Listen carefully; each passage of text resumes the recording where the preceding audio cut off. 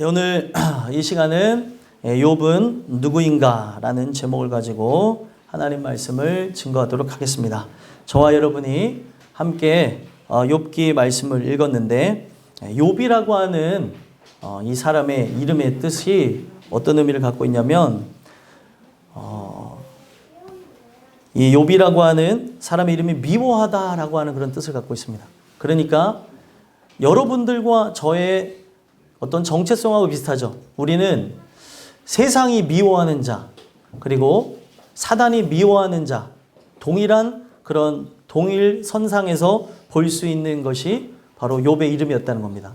그런데 그 욥의 이름 그대로 욥이 많은 사람들에게 인정받고 나가는 모습을 통해서 사단의 자신의 이름 그대로 사단은 어떤 존재냐면 참소하는 자라는 뜻을 갖고 있어요. 참소가 뭐냐면 일러 바친다는 거예요. 고발한다는 거죠. 그래서 여기에 내용을 이제 1장의 내용을 이제 돌아가서 한번 자세하게 읽어보시면 마치 법정에 선 존재들과 같이 하나님 앞에 사단이 서가지고 어떤 사람에 대해서 논하고 그리고 그 사람에 대해서 그 죄에 대해서 이렇게 얘기하는 걸 보게 됩니다. 특히 이 본문 속에서 누가 나올까요? 욥에 대해서 이야기를 하는 장면을 볼 수 있습니다. 우리는 이 내용 속에서 하나님이 하시는 일에 대해서 오해하는 경우가 있는데 이 부분을 정확하게 이해하지 못하면 사람들이 마치 하나님하고 사탄하고 장기를 두는 것처럼 체스를 두는 것처럼 무슨 내기하는 그런 부분으로 욥에 대해서 평가한다라고 생각하는 사람들이 있습니다. 여러분들 우리가 알아야 되는 게 뭐냐면 하나님은 전지하신 분이에요. 그러면 전지하신 분이 사단의 속내를 알겠습니까? 모르겠습니까? 다 아시죠? 그러면은 사단이 갖고 있는 속성은 하나님께 반역을 저지르고 또 일러 바치는 걸 통해서 욥이라고 하는 자를 가지고 분명히 하나님 앞에 참소할 것을 알았을 것이라는 겁니다. 그래서 하나님께서는 그 사단이 갖고 있는 특성을 그대로 활용하시면서 욥이라고 하는 사람을 오늘 변화시키고 있는 것을 보게 됩니다. 우리가 이 욥기에 대해서 많이 들어보시고 또 많이 읽어보시고도 할 수 있는데 제가 이 말씀을 이제 다 준비한 다음에 욥에 대한 내용을 혹시 다른 사람들은 어떻게 하는가 찾아봤더니 욥이라고 하는 이 존재에 대해서 욥이 갖고 있었던 고난 또 욥이 가지고 있었던 그런 의로움에 대해서 많은 사람들이 높게 평가하고 칭송하는 모습을 볼 수 있다는 거예요.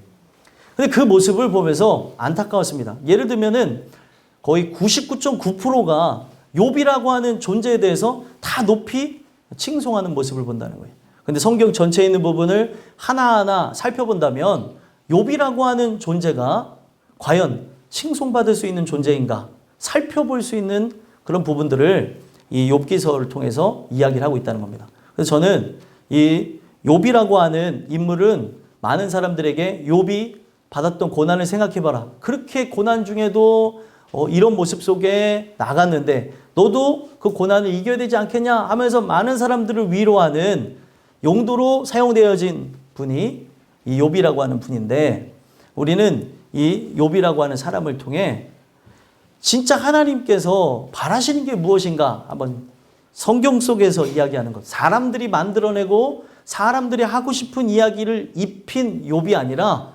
성경 속에서 날 것 그대로 얘기하는 욥을 살펴보면서 이 욥이 과연 누구였는지 여러분들이 점검해 보시고 또 이 내용 속에서 주시는 메시지를 캐는 것을 통해 여러분들과 제가 이 욥이 고백했던 그 마지막에 하나님을 만나면서 고백했던 그 신앙들이 바로 여러분들과 저의 신앙이 되기를 간절히 소망합니다. 그래서 욥기 이 1장 1절에서부터 5절까지 말씀을 통해서 욥은 누구인가에 대해서 살펴보겠는데 첫 번째로 욥이 누구이냐?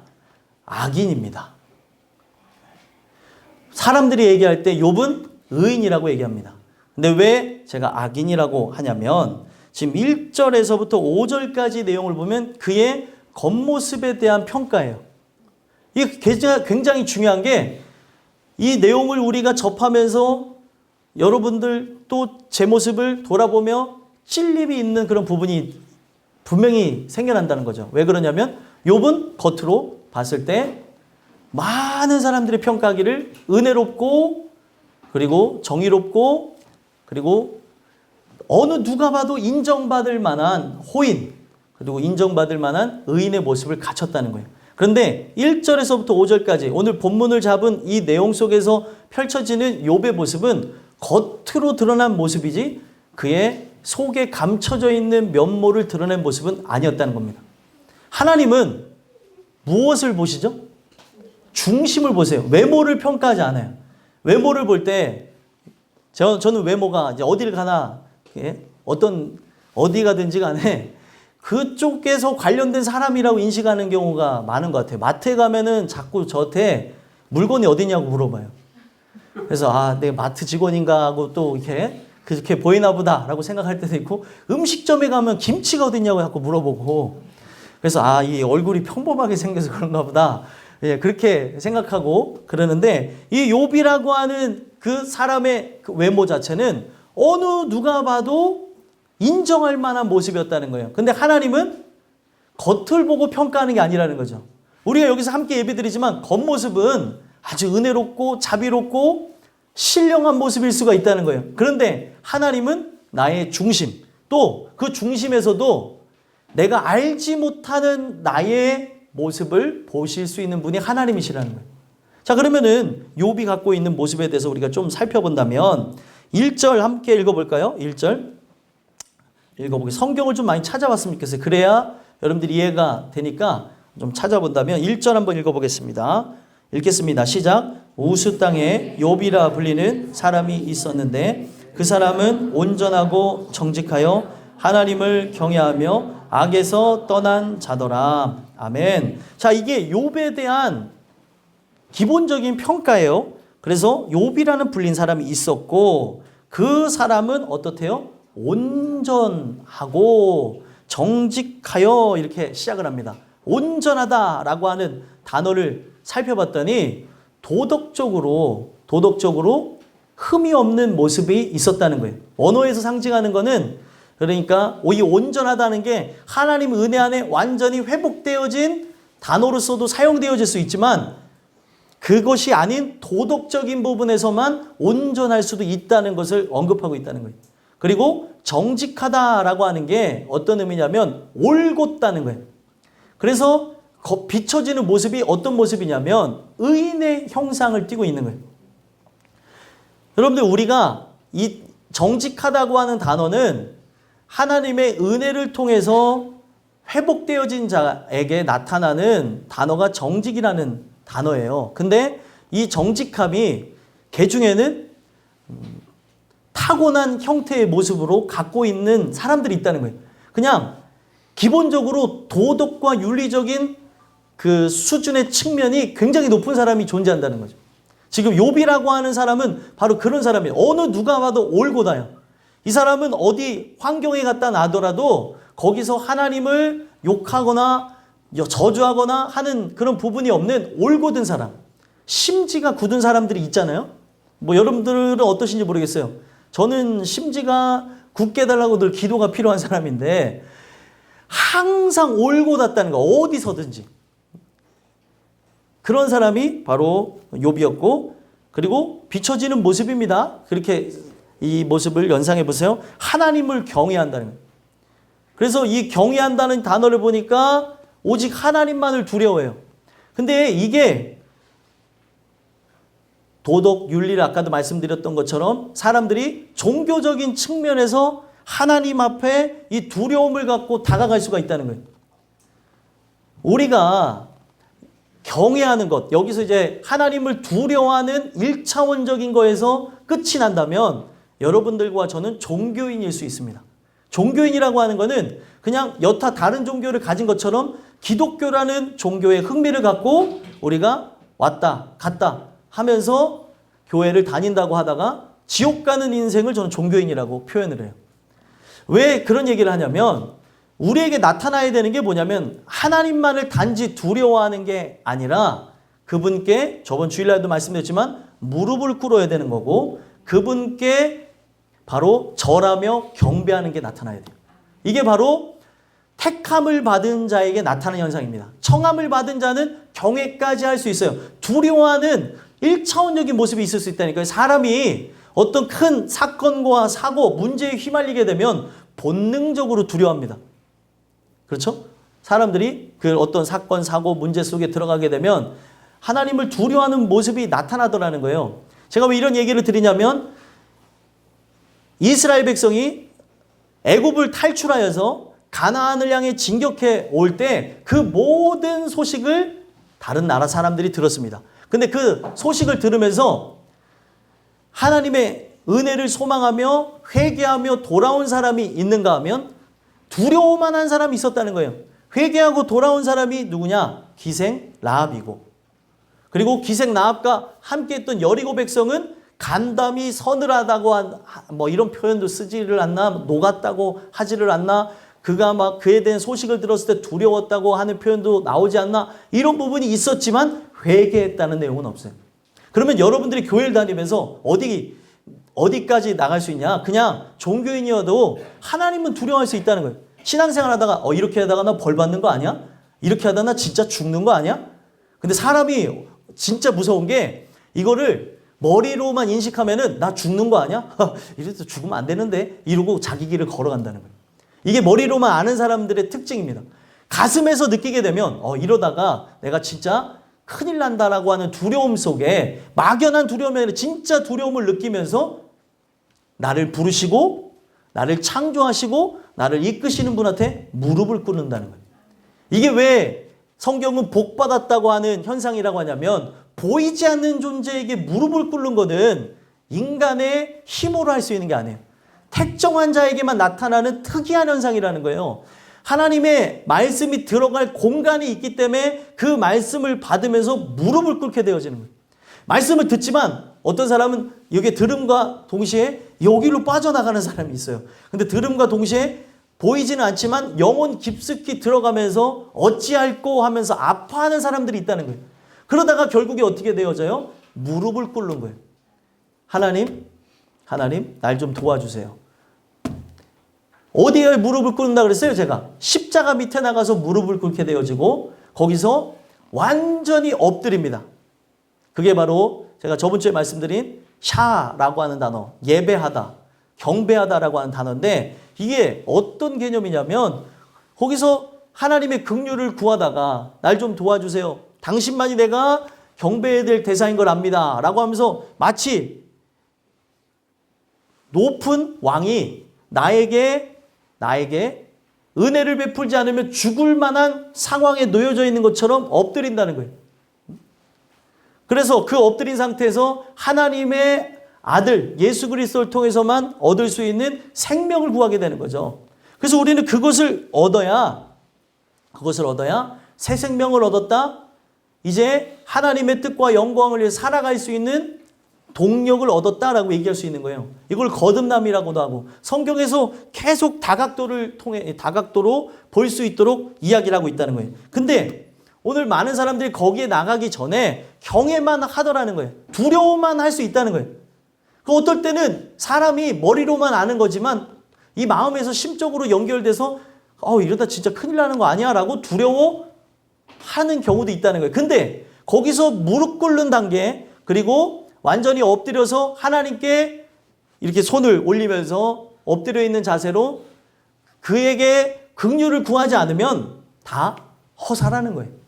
오늘 우리가 이 자리에 나온 것도 엄청난 은혜인데 청함을 받은 은혜냐 아니면 택함을 받은 은혜냐 살펴볼 필요가 있다는 거예요.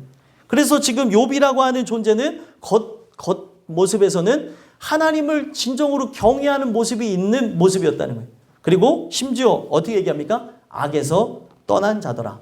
여러분들 도덕과 윤리에 대한 그런 의식이 좀 뛰어난 분들이 있어요. 이런 사람들은 악행을 저지르지 않아요. 우리가 예전에 잘은 모르지만 공자, 노자 이런 사람들 악행을 저지르지 않았던 사람이에요. 그냥 많은 사람들이 봤을 때 행동 자체만으로 대단하다. 하면서 존경할 만한 사람들이었다는 거죠. 근데 이런 것으로 구원을 얻는 게 아니라는 거예요. 지금 이 욥이라고 하는 존재는 하나님께서 그렇게 만드신 거예요. 도덕과 윤리의 기준이 높은 사람. 그래서 흐트러짐 없이 올곧게 가게 되어지고 많은 사람들 앞에 비춰지는 모습으로는 존경을 받을 만한 사람이었다는 겁니다. 오늘 우리가 문제가 뭐냐면 악에서 떠나서 그 죄를 그렇게 크게 범하지 않고 자범죄를 범하지 않으면서 이 악을 사랑하지 않는 그런 모습의 유형의 사람들도 존재한다는 거예요. 어떤 사람들은 이 죄악을 막 사랑해서 이 죄악을 나의 이 심령과 함께 연결시켜서 막 쾌락 속에 살기를 원하지만 이런 유의 사람들은 그런 것도 원치 않으면서 뭐를 좋아하냐? 많은 사람들이 나를 각광하고 또 좋아하고 그리고 그 모습 속에서 훌륭하다고 평가하는 이것을 먹고 사는 사람들이라는 거예요. 욥을 폄하하는 것 같지만 이 성경 속에서 쭉 내용을 살펴보면 욥이라고 하는 존재가 가졌던 모습이 바로 그런 모습이었던 거예요. 악에서 떠난 모습이지만 여러분들 악이라고 하는 게 드러난 악도 있어요. 그렇죠? 드러난 악도 있지만 드러나지 않은 악이 정말 무서운 거예요. 겉으로는 악에서 떠난 것처럼 우리가 도덕과 윤리적인 측면에서 자범죄를 범하지 않는 것처럼 비춰지지만 속 안에 내재되어 있는 것 안에 내가 인식하지도 못하고 내가 인정하지도 않는 범위 속에서 나타나는 나의 근원의 부패가 존재한다는 거예요.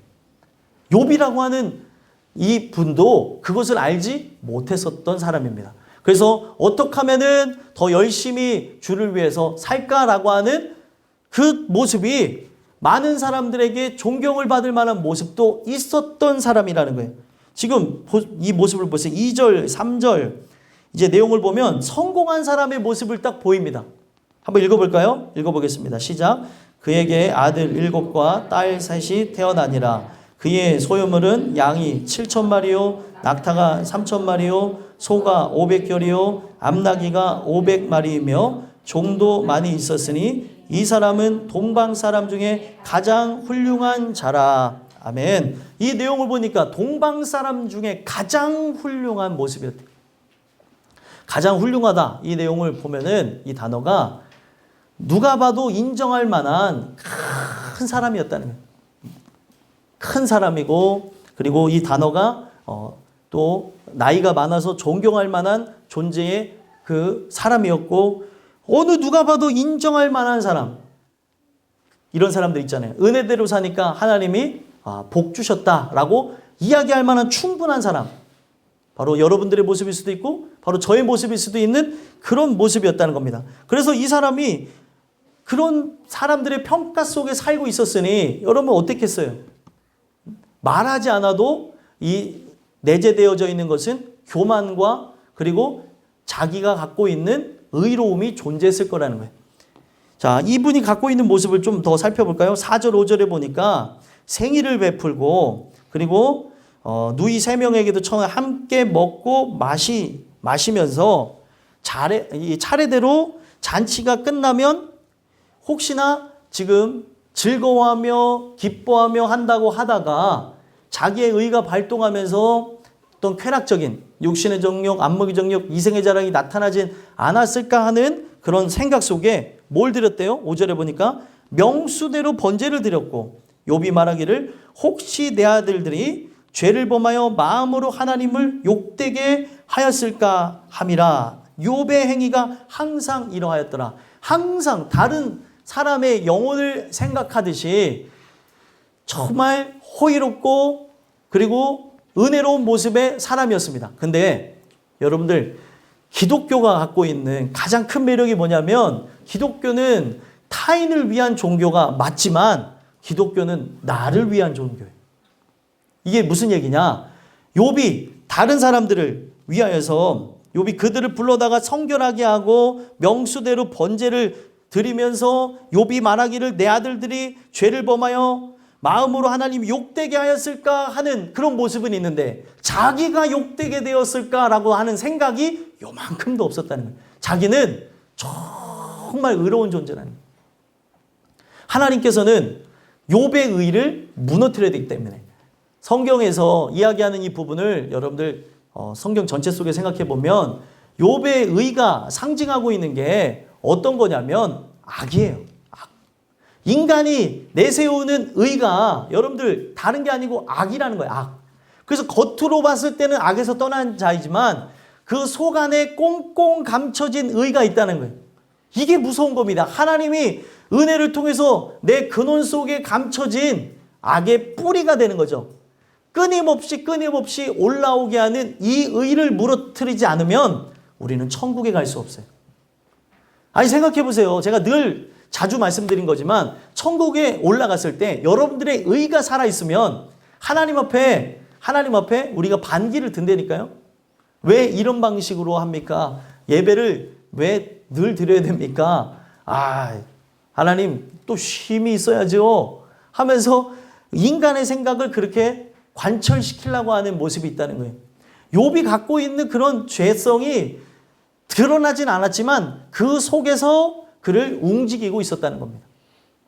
그래서 하나님께서는 욥을 꿰뚫어 보시죠. 중심을 보시는 여호와니까 또 하나님이 이것을 어떻게 그 안에 있는 의를 제거하시냐? 사단이라고 하는 존재, 사탄이라고 하는 존재를 이용하십니다. 여러분들 사탄은 바로 하나님의 영광을 더 드높이기 위해 필요한 존재예요. 그 악이 더 역사를 해야 하나님의 은혜 속에 순복하며 나가며 승리한 자들이 더 영광을 받게 되어지고 이 영광이 누구로부터 온 거예요? 하나님께로부터 온 거기 때문에 하나님께 영광을 돌리면서 이 영광이 더욱 커진다는 거예요. 그래서 하나님께서 그 내용들을 쭉 이끌고 가시는데 사단의 속성은 뭐예요? 하나님을 대적하고 그리고 하나님의 백성을 미워하기 때문에 욥이라고 하는 존재가 잘 되는 것을 원치 않으니까 저 욥이 하는 거에 대해서 사단도 대충은 알고 있었습니다. 그냥 겉으로 하는 행동 속에서 저게 정말 사실일까? 저렇게 하나님이 만약에 저 사람에게 고난을 준다고 한다면 그가 과연 하나님을 칭송할 수 있겠냐는 거예요. 그랬더니 하나님이 어떻게 해요? 그 사단이 그런 얘기를 하니까 허락합니다. 그에게 고난을 줄 수 있도록 뭐라고 얘기합니까? 12절에 하나님께서 어떤 허락을 하냐면 사탄에게 이르되 내가 그의 소유물을 다 내 손에 맡기노라. 다만 그의 몸에는 내 손을 대지 말지니라. 사탄이 곧 여호와 앞에서 물러가니라. 그래서 첫 번째 시련이 일어납니다. 그래서 첫 번째 시련이 13절에서부터 19절까지 진행되어지는데 첫 번째 시련 속에 처음에 어떤 일이 일어나냐면 종들이 죽어요. 스밧 사람들이 갑자기 일어나서 빼앗고 종들을 죽였고 그리고 또 나가서 하늘에서 불이 떨어져서 양과 종들을 살라버렸고 또 가서 지금 갈대아 사람이 새무리를 지어서 나타나서 남아있는 종들을 죽였고 그리고 또 더 나아가서 어떤 일이 일어났냐면 자녀들이 음식을 먹고 포도주를 마시는데 거친들에서 큰 바람이 와서 집 내 모퉁이를 치매 청년들이 위에 무너짐으로 그들이 죽었습니다. 결국에 뭐예요? 이 고난이 조금씩 해가지고 점점점 욥에 가깝게 밀접하게 다가오는 걸 보게 되어지죠. 좀 넓게 주변 상황 속에서 있다가 지금 내 가족까지 치고 들어옵니다. 이 고난이. 여러분들이 이 말씀을 들으면서 나라고 하는 존재를 빨리 캐치하고 하나님의 은혜로 돌아와야 되는 게 이런 측면인 거예요. 나 한 사람을 하나님께서 깨트리기 위해서 내 가족, 내 사랑하는 이들까지도 하나님께서는 역사하실 수 있다는 거예요. 그래서 결국에 자녀들이 다 죽었어요.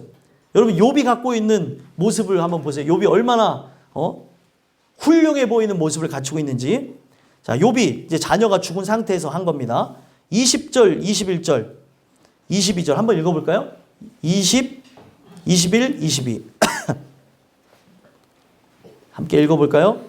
읽어보겠습니다. 시작. 욥이 일어나 겉옷을 찢고 머리털을 밀고 땅에 엎드려 예배하며 이르되 내가 모태에서 알몸으로 나왔사온즉 또한 알몸이 그리로 돌아가올지라. 주신 이도 여호와시요 거두신 이도 여호와시니 여호와의 이름이 찬송을 받으실 지니이다 하고 이 모든 일에 욥이 범죄하지 아니하고 하나님을 향하여 원망하지 아니하니라. 아멘. 지금 이 모습을 볼 때 굉장히 성숙해 보이는 모습이죠. 이 모습을 볼 때 정말 우리가 경악스러울 정도로 이것에 대해서 충격을 받는 게, 야, 어떻게 이럴 수 있을까? 만약에 여러분들에게 이런 상황이 있다고 생각해 보세요.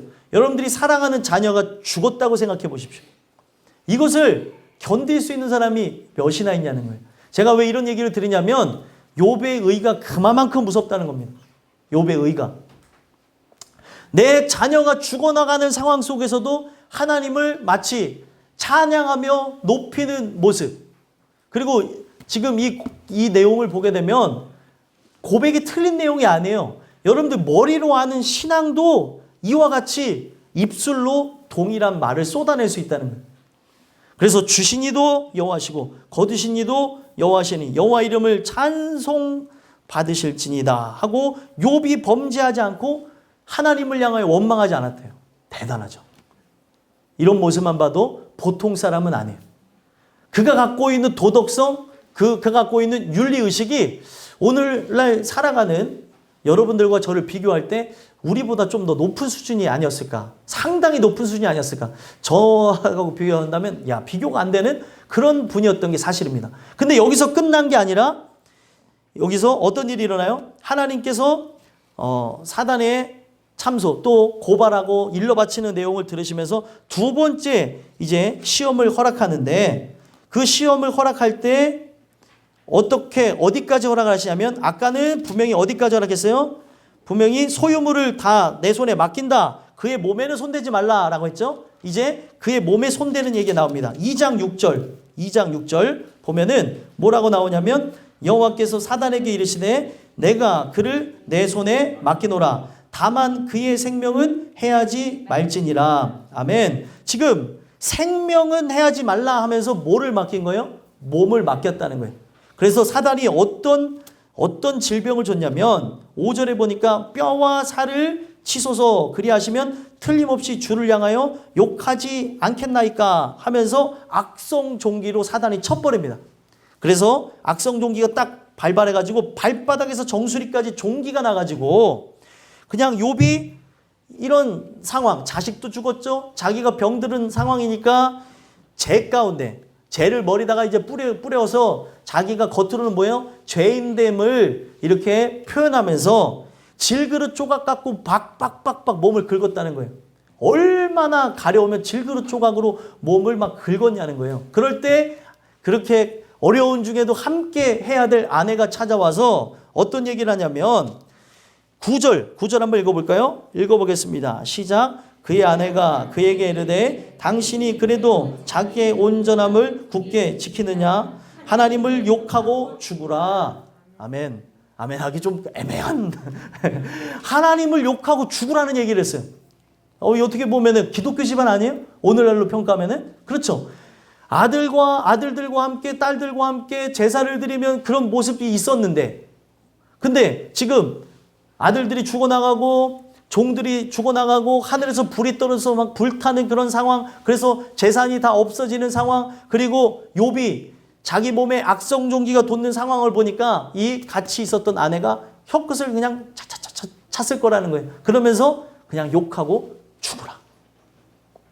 자, 이 욕하고 죽으라라고 하는, 그러니까 온전함을 굳게 지키느냐, 하나님을 욕하고 죽으라라고 하는 이 내용을 보게 되면 욕하고 죽으라는 게 그 어떤 의미냐면 너는 복받지 못했다는 거예요.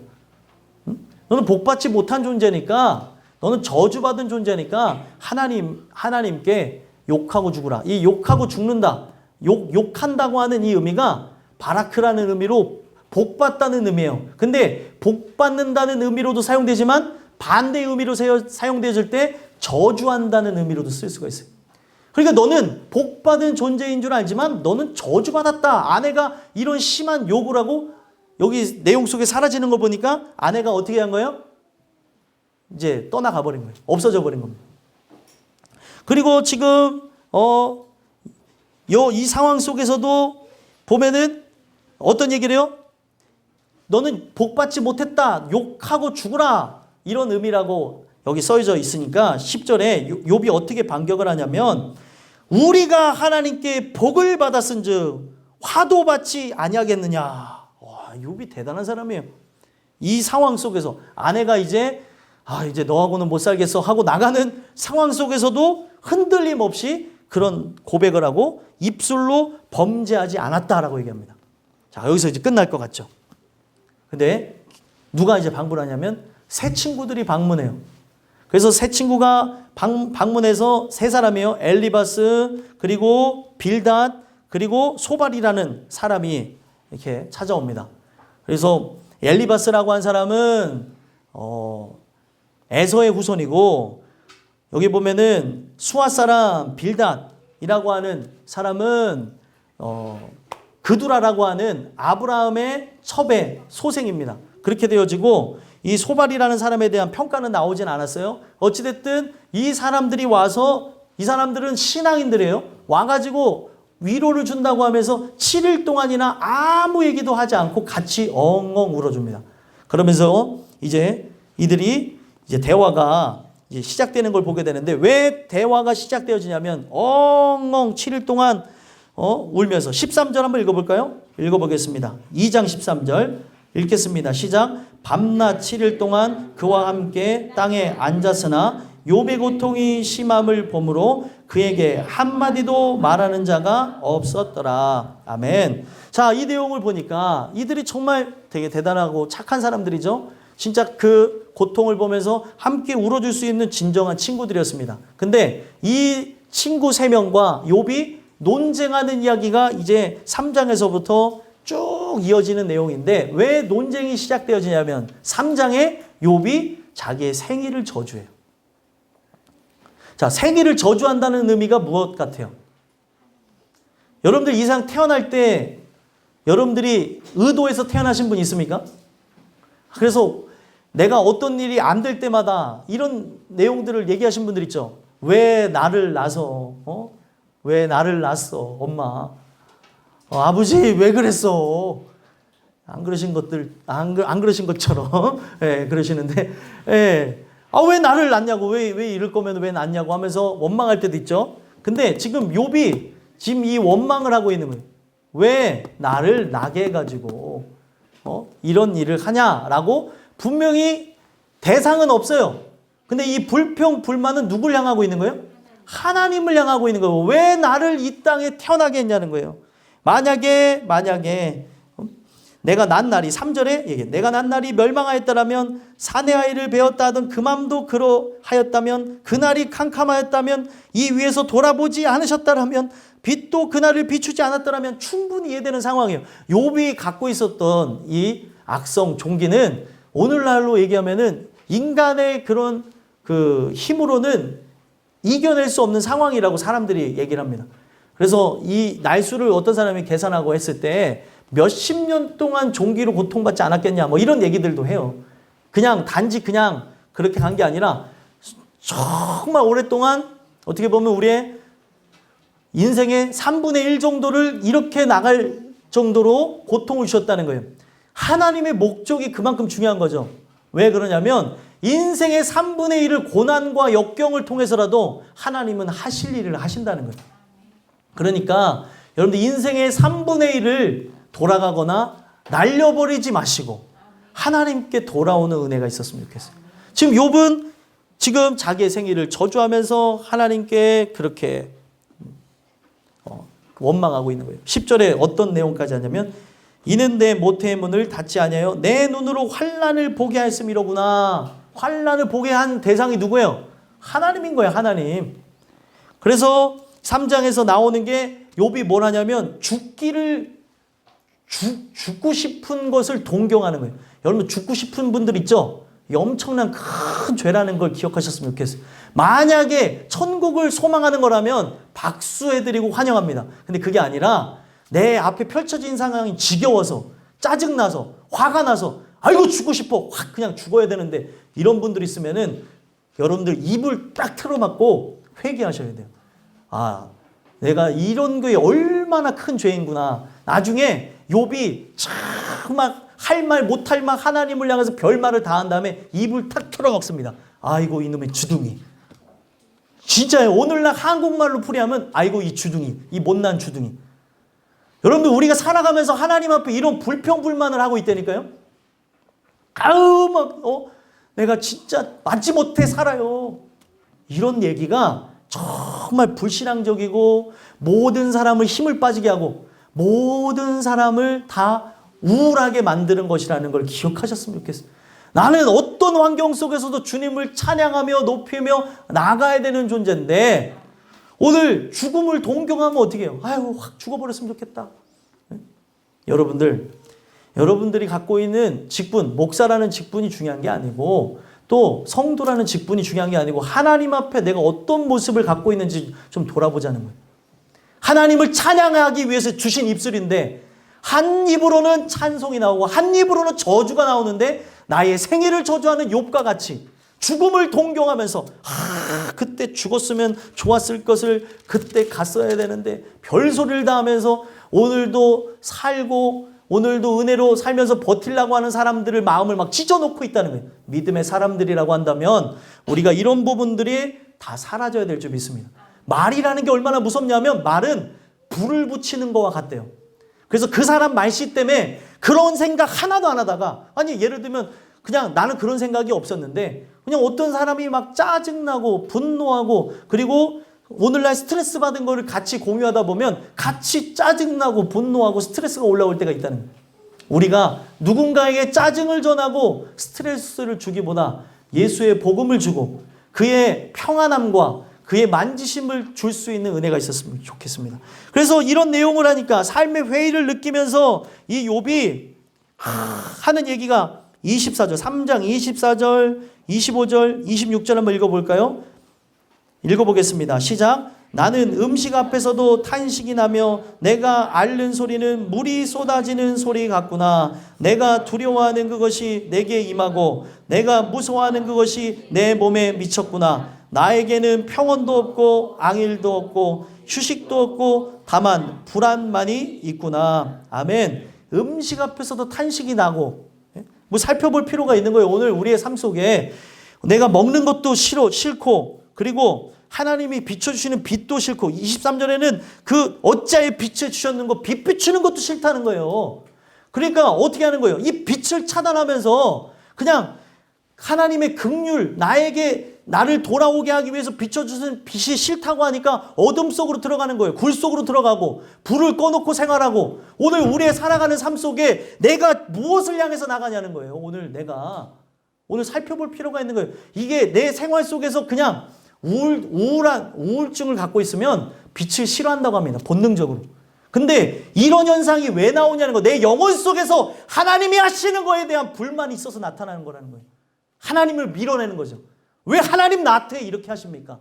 손으로 손살에 치면서 밀어내는 거예요. 그러니까 음식 맛도 없고 탄식 소리가 나고 앓는 소리를 내면서 죽지 못해 산다 이런 말을 하면서 살아간다는 거예요. 신앙인이 찬양하고 살아야 되는데 늘 부족한 것뿐이니 나 호흡 있는 동안에 주님을 찬양하겠습니다 하고 살아도 현찮은 판에 이와 같은 고백을 하고 있다는 거예요. 살펴볼 필요가 있는 부분이죠. 그래서 두려워하는 거. 항상 이런 모습 때문에 살아가니까 이러다가 죽지 이러다가 항상 죽음에 대한 공포가 없는 건 아니에요. 죽음에 대한 공포. 이러다가 객사하지 나가다가 쓰러지지 뭐하지. 여러분들 자신이 여러분들을 좀먹고 여러분들을 쓰러뜨리고 있다는 걸 기억하셔야 됩니다. 이거를 누가 이끌어가고 있냐면 마귀가 지금 그렇게 하고 있는 거예요. 내가 하나님을 높이며 찬양해야 되는데 왜 그렇게 나가냐는 거예요. 이런 모습이 있으니까 친구들이 답답하니까 엘리바스가 나오고 그 다음에 누가 나옵니까? 보면은 이 수아 사람 빌닷이 나오고 소발이 나오면서 이 사람에 대한 평가를 해주는 거예요. 너에게 왜 이런 일이 일어났냐? 너의 가정에 왜 이런 아픔이 있냐? 하면서 사람들이 나서서 참견하고 하는데 이 사람들이 다 맞췄어요? 틀렸어요? 정확하게 맞춘 사람이 없어요. 인과응보에 대해서 얘기합니다. 인과응보. 네가 죄가 있으니까 이런 일이 일어난 거 아니냐? 또 너에게 이런 문제가 있어서 그런 거 아니냐? 그들이 내린 평가는 다 문제점이 있더라는 거예요. 그래서 이들과 계속 논쟁하는 이야기가 계속 나오는 거예요. 여러분들이 하나님을 향해서 논쟁을 할 수 있다는 거예요. 제가 또 하나님 앞에 논쟁을 할 수 있다는 걸 기억하셨으면 좋겠어요. 오늘 우리는 어떤 존재예요? 피조물이에요. 하나님과 함께 협상하는 존재가 아니라는 거예요. 근데 하나님을 이렇게 끌고 가려고 그러고 저렇게 끌고 가려고 그러고 내가 예를 들면 하나님 앞에 진짜 이렇게 하면 하나님이 도와주시겠지 하는 어떻게 보면 유아기적 태도를 갖고 하나님 앞에 그냥 이러는 모습이 저에게 있고 여러분들에게 있다는 거예요. 그래봐야 누구 손해요? 여러분들 손해고 여러분들 세월 까먹는 거고 기뻐하며 감사하며 살아드는 세월을 허송세월 보내고 있다는 거예요. 인생의 황금기예요. 늘 유아기도 황금기고 청소년기도 황금기고 청년기도 황금기고 노년기도 황금기인데 찬양하며 살아가야 될 이때에 불평불만 속에 살아가는 비교식 속에 우리가 살아가면서 이 욥에 대한 이야기를 들으면서 한번 생각해 보자는 거예요. 그러니까 엘리바스는 도와주려고 했던 거고 그리고 여기 보면은 빌닷도 소발도 도와주려고 했던 건데 완전한 해석을 내지 못하더라는 거예요. 그러면서 결국에 욥이 어디까지 가냐? 욥이 쭉 보시면은 욥이 이제 자신에 대한 결백을 주장하는 게 엄청나게 많이 나오는데 자기가 여기에 보면은 결백을 주장하는 이 내용 중에 31장에 보게 되면 내비게이션 성경 혹시 갖고 있는 분들 한번 보시면 그 욥이 어떤 결백을 주장하냐면 내적 순결에 대한 결백을 주장하고 거짓과 탐심으로부터 자신의 결백을 주장하고 간음죄로부터 결백을 주장하고 자기는 어떤 남종 여종과 더불어 쟁론하지도 않고 모든 사람들을 함께 이렇게 통용하면서 했다는 인권으로부터도 결백을 주장하고 빈자, 과부, 고아들로부터도 결백을 주장하고 우상으로부터도 결백을 주장하고 또 원수와 나그네로부터도 결백을 주장하고 그리고 죄악과 관계된 악으로부터도 결백을 주장합니다. 자, 여러분들한테 질문을 드릴게요. 맞는 얘기예요? 틀린 얘기예요? 결백할 수 있어요, 인간이요? 결백할 수가 없다니까요. 자, 이 이야기의 끝에 재미난 거를 제가 말씀드릴게요. 자, 욥이 어떻게 했냐면 32장 1절 한번 읽어볼게요. 32장 1절. 32장 1절.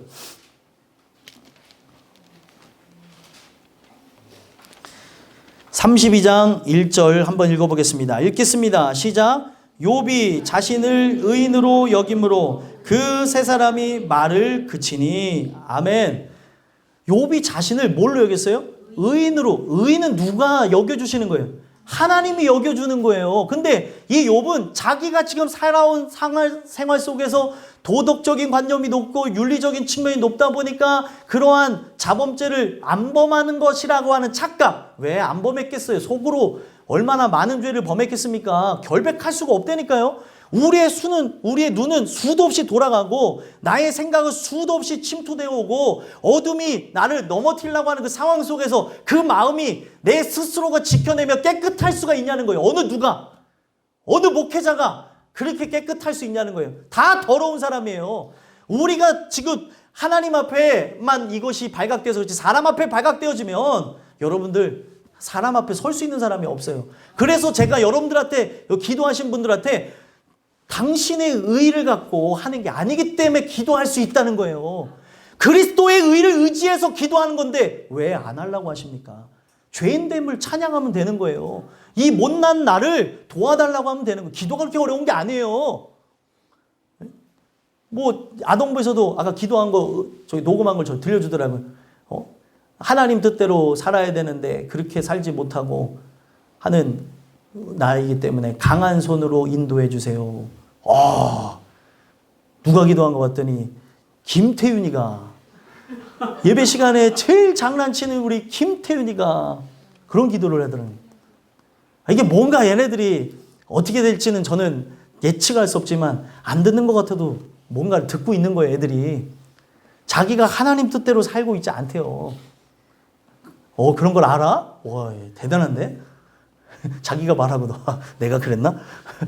네. 아니 욥이라고 하는 존재는 하나님이 그를 의인으로 여기지 않았다니까요. 아브라함과 욥의 차이를 한번 생각해 보자는 거예요. 아브라함은 그의 모습 속에 실수도 있고 아브라함은 어떤 존재예요? 자기가 살고 싶어갖고 자기 아내를 동생으로 여기면서 나갔던 사람이 아브라함이에요. 근데 그 아브라함을 하나님께서 의롭게 아브라함이 하나님을 믿으니 하나님이 그것을 의로 여기시고 하나님이 의롭게 여겼다는 거예요. 근데 욥은 어떻게 했어요? 자신을 의인으로 여겼다는 거예요. 그러니까 세 사람이 할 말이 있어요, 없어요? 아유, 이거 말해봐야 이거 소용도 없구나. 그랬더니 이제 2절의 내용이 중요합니다. 2절. 32장 2절 한번 읽어보겠습니다.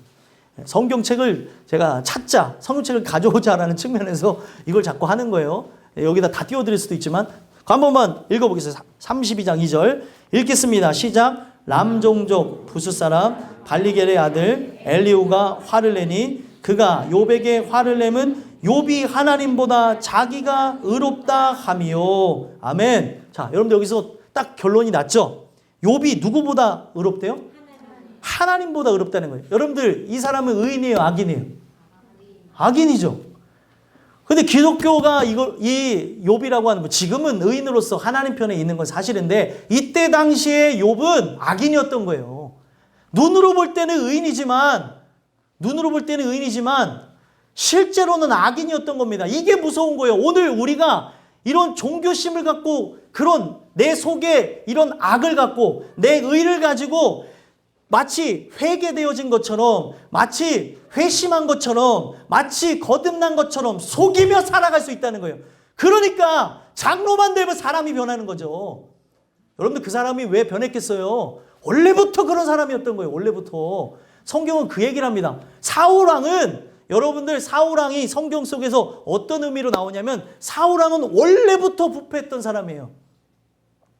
처음부터 의로웠다가 변한 게 아니라 성경 속에서 제가 지금 사무엘상 강의하면서 목사님들과 그런 걸 나눴는데 사무엘상에 보게 되면 이 사울 왕은 분명히 그 사무엘이 지시한 대로 움직이지를 않고 또 그의 외조부를 만났을 때도 어떤 걸 하냐면 거짓말합니다.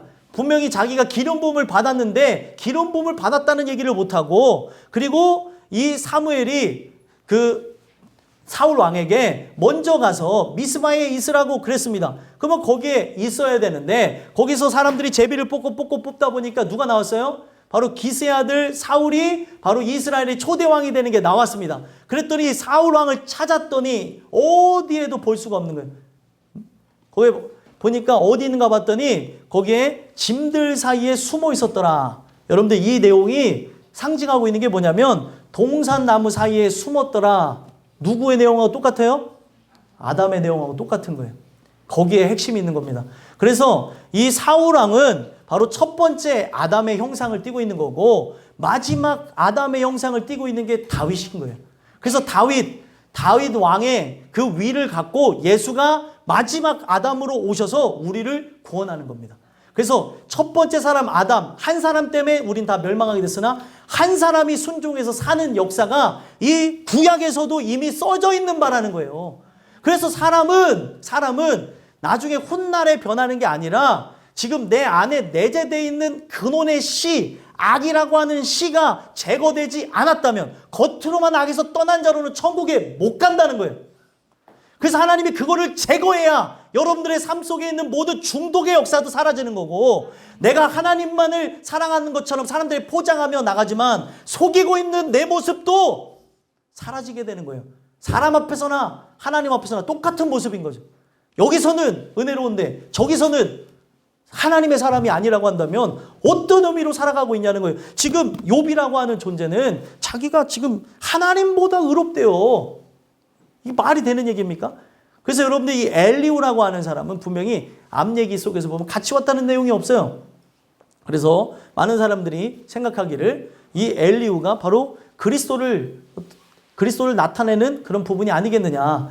그리스도의 형상을 갖고 나타난 자가 아니겠느냐 이런 표현도 합니다. 그래서 엘리후가 계속해서 이 내용들을 설명하면서 욥이라고 하는 존재가 죄인됨을 쭉 얘기해요. 단판을 시도하면서 엘리후가 나이가 어리지만 복음을 증거하면서 바로 이 욥의 죄성을 쫙 고발을 합니다. 그러면서 이제 클라이막스가 어디냐면은 이제 이 엘리후가 하나님의 능력에 대해서 쭉 설명하는 가운데 마지막 이제 경이로운 하나님, 그래서 37장의 21절부터 24절까지 그 하나님이 어떤 분이신가에 대해서 설명하고 난 이후에 설명이 다 끝났어요. 그 다음에 38장에 보게 되면 이제 하나님이 등장합니다. 38장 1절 읽어볼게요. 읽어보겠습니다. 시작. 그때 여호와께서 폭풍우 가운데에서 욥에게 말씀하여 이르시되, 자 2절 3절 또 같이 읽어보겠습니다. 시작. 무지한 말로 생각을 어둡게 하는 자가 누구냐? 너는 대장부처럼 허리를 묶고 내가 내게 묻는 것을 대답할지니라. 아멘. 하나님이 직접 나타나셔서 이야기를 시작합니다. 그래서 하나님이 어떤 얘기를 하냐면, 이 땅의 기초를 놓을 때 내가 어디 있었느냐? 내가 이 세상을 만들 때 너는 어디 있었냐는 거예요. 그리고 뭐 여기 보면은 주추는 어떻게 세웠고, 새벽별, 그리고 바다, 그리고 하늘, 이 모든 거 별 만들 때 너는 어디 있었냐는 거예요. 그러면서 쭉쭉쭉쭉 설명해 나갑니다. 이게 되게 은혜로운 게, 하나님이 이 세상을 만드셨다는 거를 그에게 논리적으로 설명하고 계시는 거예요. 그러면서 보면은 이제 39장에 가축을 다스리신 하나님, 들짐승을 다스리는 하나님, 온 세상을 다스린다는 걸 얘기하는 거예요. 하나님이 통치하신다는, 하나님이. 그래서 제가 늘 저번에도 이제 욥에 대해서 제가 얘기할 때 얘기했던 게, 타조는 어떻대요? 자기가 알을 낳고 어디 있는지 잊어버려서, 이 알이, 이 타조 미안한다, 타조야. 성경에 써 있어요. 여기 보면은 39장 14절에 보면, 그것이 알을 땅에 버려두어 흙에서 더워지게 하고 발에 깨어질 것이나 들짐승에 밝힐 것을 생각하지 않고, 이거 생각이 없어. 어디다 놨는지도 몰라갖고 더워져서 알이 상하기도 하고 들짐승에 밟히기도 하고 자기 발에 깨지기도 하는, 이걸 누가 그렇게 만들었냐는 거예요. 하나님이 만드셨고, 말은 힘과 용맹이 있는 이유가 뭐예요? 하나님이 그렇게 만드셨고, 매와 독수리는 지혜가 있는데 누가 그렇게 만드셨어요? 하나님이 그렇게 만드셨고, 쭉 이 내용 속에서 쭉 나가니까 이 욥이 어떻게 해요? 이 모든 내용을 들어보니까 할 말이 있어요, 없어요? 없어요. 그래서 40장 2절 읽어보겠습니다. 40장 2절. 40장 2절 읽어보겠습니다. 시작. 트집 잡는 자가 전능자와 다투겠느냐? 하나님을 탓하는 자는 대답할지니라. 아멘. 트집 잡는 자라고 나왔어요. 이게 트집을 잡는 의미도 있지만 원어로 보면은 어떤 또 의미도 있냐면 가르치려는 자라는 거예요. 욥이 얼마나 악하냐면은 하나님을 가르치려 들었대요. 이게 여러분들 오늘 이 내용을 보면서 함께 생각해 봐야 되는 게, 하나님을 가르치려 드는 모습이 내 모습일 수 있다는 거예요. 하나님 왜 이러십니까? 내 가정에, 나에게, 나의 사랑하는 아들에게, 딸에게, 내 부모에게, 내 남편에게, 아내에게, 그리고 나의 자녀들에게, 왜 할아버지 할머니에게, 내 손주들에게 왜 이런 일을 주십니까? 하나님을 가르치려 든다는 거예요. 내가 지금 이 의 때문에, 나의 의 때문에 나의 사랑하는 이들이 고통받고 하나님 앞에 돌아오는 것을 보지 못한 채 왜 하나님 이러십니까? 그래서 하나님이 얘기하는 거예요. 트집 잡는 자가 전능자와 다투겠느냐. 그러면서 하는 얘기가, 욥이 한 번만 더 말할사온즉 다시는 더 대답하지 않겠습니다. 자기는 할 말이 없다는 거예요. 그러면서 쭉 나갑니다. 이제 계속해서 하마에 대해서 얘기하고 악어에 대해서 얘기하고 막 생태에 대해서 얘기합니다. 그랬더니 자기의 그 내용의 끝이 뭐냐면, 자기는 너무나 무지하고 연약했다는 거예요. 그래서 어떤 내용의 고백을 결국에 하게 되냐면, 2절, 3절, 4절, 5절까지 한번, 6절까지 읽겠습니다. 2절부터 6절까지, 42장 2절에서부터 6절까지 읽어보겠습니다. 시작. 주께서는 못하실 일이 없사오며 무슨 계획이든지 못 이루실 것이 없는 줄 아오니 무지한 말로 이치를 가리는 자가 누구니까? 나는 깨닫지도 못한 일을 말하였고 스스로 알 수도 없고 헤아리기도 어려운 일을 말하였나이다. 내가 말하겠사오니 주는 들으시고 내가 주께 묻겠사오니 주여 내게 알게 하옵소서. 내가 주께 대하여 귀로만 듣기만 하였사오나 이제는 눈으로 주를 배움나이다. 그러므로 내가 스스로 거두어드리고 티끌과 재 가운데서 회개하나이다. 아멘. 진정으로 회개하면서 이 욥이 하나님을 만나는데, 욥이 어떤 고백을 해요? 귀로만 듣기만 하였던 그 하나님을 이제 눈으로 주를 배움나이다. 여러분들, 우리가 귀로 듣는 게 왜 중요하냐면, 귀로 듣는 게 여러분들 지식이 되어질 수도 있지만 이것이 쌓이고 하다가 하나님이 택정한 영혼이라면 눈으로 배운 날이 오게 된다는 거예요. 그래서 여러분들 우리가 하나님의 하시는 일을 모르기 때문에 무지한 말로 이치를 가리려고 한다는 거예요. 도대체 왜 이런 일이 일어나고 저런 일이 일어나고, 나는 하나님의 뜻을 구하며 실수가 없으신 하나님, 우리 가정이 나라고 하는 존재가 또 우리 모든 사랑하는 땅끝교회 식구들이 온전하게 나가게 하게 하옵소서 기도하며 나가야 되는데, 이것을 알지 못하니까 이치를 가리려고 그러고 깨닫지도 못한 일을 말하고 스스로 알 수도 없고 헤아리기도 어려운 일을 말로 하면서 다 날리고 있다는 거예요. 욥이 그랬습니다. 그렇게 사람들이 존경했던 욥이 그랬어요. 오늘 여러분들과 제가 이 말씀을 통해 살펴봤으면 좋겠어요. 두 번째는 너무 쉬워요. 그러면 욥은 누굽니까? 네? 욥은 누구예요 그러면? 나라는 사실이. 욥이 누구예요? 나예요.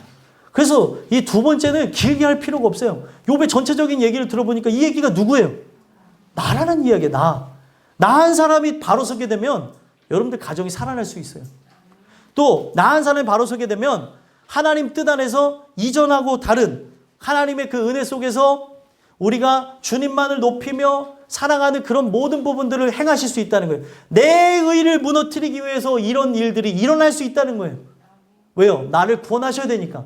이 의가 무너지지 않으면 천국 가요? 못 가요? 못 간다는 거예요. 욥이 얼마나 대단한 사람이냐면 그의 종교심, 그 열심을 갖고 하나님 말씀을 누구보다도 열심히 들었던 사람입니다. 그래서 성경에 대한 지식이 엄청났어요. 이 사람이 창세기 무렵의 사람이었는데도 불구하고 하나님과 동행하듯이, 그리고 그들의 그 선조들이 들었던 그 말씀을 들으면서 그가 들었던, 귀로 들었던 모든 말씀들 상고하면서 풀어내는 그 내용들을 보게 되면 주옥 같은 내용들이 많은데, 이게 중요한 거는 나에게 실제가 되지 않으면 의미가 없더라는 거예요. 실제를 경험해야 되는 거예요. 여러분들이 두 번째 이 내용 속에서 욥이 누구냐? 바로 나라는 사실을 기억하고, 하나님 나의 종교성이 무너지고 귀로만 들었던 곳에서 이제 눈으로 배우게 하옵소서. 내가 실제를 만나야 되는 거예요. 그래서 믿음은 바라는 것들의 실상. 믿음이 뭘 바라는 거예요? 예수를 말씀을 통해서 만나는 거예요. 귀로만 듣고 끝나는 게 아니라 오늘 말씀 속에서 주님을 만나야 된다는 거예요. 여러분들 지금 깊이 만나시는 분들이 있는 것 같은데, 눈을 뜨시고 내가 누구를 지금, 여러분들 이게 나에게 늘 돌아오는 기회라고 생각하지 마시고 한 번만 살펴봤으면 좋겠어요. 나는 누구인지 돌아다 볼 필요가 있다는 거예요. 우리가 끝나고 항상 중요한 게, 욥이 남의 재산은 신경 썼는데 자기 자신에 대한 재산은 신경 못 썼다는 거예요. 회개는 여러분들 자신이 하면 되는 거예요. 누구 보고 하라고 할 게 아니라 나라고 하는 존재가 목사부터 그리고 또 성도에 이르기까지 다 본인들이 하나님 앞에 무릎 꿇고 나가면 세워지는 거예요. 누구 얘기가 아니라 항상 이 욥의 이야기가 나의 얘기라고 하는 걸 생각하고 스스로를 돌아보셨으면 좋겠어요. 이거 좀 들었으면 좋겠는데 나부터 듣고 세워지면 되는 거예요. 오늘 이 말씀이 여러분들은 새겨져서 은혜로 나가는 저와 여러분들이 되길 소망합니다.